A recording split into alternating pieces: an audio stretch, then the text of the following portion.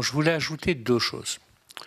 Premièrement, nous avons tenu, Muriel Jourda et moi-même, à co-signer cette lettre avec l'accord, bien entendu, du président Philippe Bas.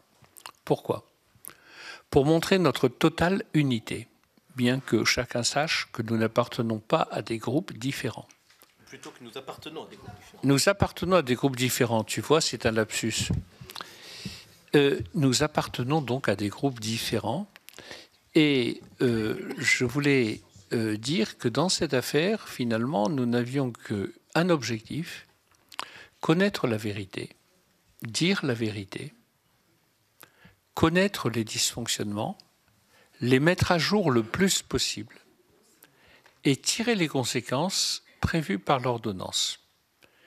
Et ce qui est important, c'est la lettre que vous avez dans votre dossier, mais j'insiste, c'est aussi l'annexe à la lettre. Car l'annexe à la lettre comprend toute une série de citations, entre guillemets, qui ont été faites sous serment devant la commission et qui justifient les préconisations qu'il y a dans la lettre par rapport auxquelles nous prenons naturellement nos responsabilités devant le président du Sénat, le bureau du Sénat et bien sûr devant le parquet et la justice si, ce que nous espérons, nous sommes suivis par nos collègues. Ça, c'est la première remarque. Seconde remarque, cette lettre, elle a été écrite avec beaucoup de soin et nous avons pesé chaque mot. Il y a 3 points différents, comme l'a dit déjà M. Bas, il y a 3 points différents. Premièrement, s'agissant de M.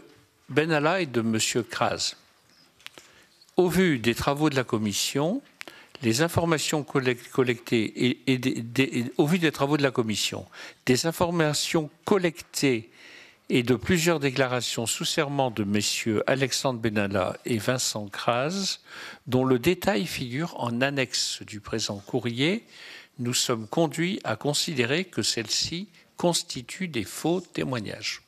Premier point.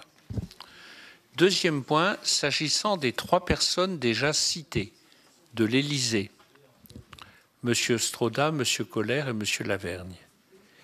Il est fait état des informations qu'ils ont apportées et il est dit que notre enquête a mis à jour dans leurs déclarations un certain nombre d'omissions, d'incohérences et de contradictions, dont le relevé figure en annexe. Et nous disons qu'ils ont retenu, je prends les termes exacts, une part significative de la vérité à la commission lors de leur audition, notamment sur le périmètre de la mission de sécurité exercée par M. Benalla.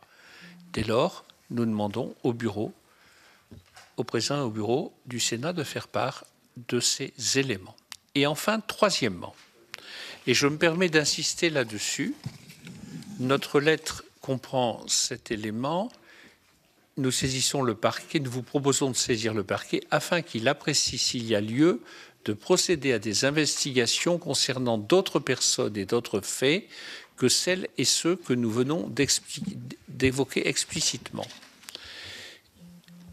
Nous n'avons pas mis cette phrase de manière comme une clause de style.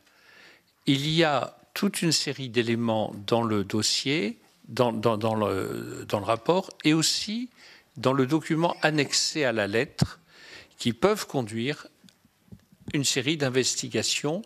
Vous comprendrez bien que lorsqu'il y a des contradictions, on ne sait pas toujours qui a tort et qui a raison, puisqu'il y a contradiction entre des déclarations. Donc il y a 3 points différents qui sont marqués de manière différente. C'est important de le dire. Le premier, pour 2 personnes, le second qui concerne en particulier 3 personnes, et le dernier qui concerne toute personne citée dans le rapport, susceptible de donner lieu à des enquêtes à la diligence du parquet. Donc nous faisons cela, voyez-vous, ensemble, en prenant nos responsabilités et en ayant conscience vraiment de faire en conscience ce qui nous est demandé par la Constitution de notre République.